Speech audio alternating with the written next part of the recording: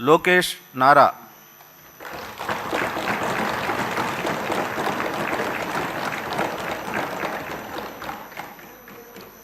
నారా లోకేష్ అనే నేను శాసనసభ సభ్యుడినైన ఎన్నిక అయినందుకు శాసనం ద్వారా నిర్మితమైన భారత రాజ్యాంగం పట్ల నిజమైన విశ్వాసం విధేయత చూపుతానని, భారతదేశ సార్వభౌమ అధికారాన్ని సమగ్రతను కాపాడుతానని, నేను స్వీకరించబోయే కర్తవ్యాలను శ్రద్ధాశక్తులతో నిర్వహిస్తానని దైవ సాక్షిగా ప్రమాణం చేస్తున్నాను.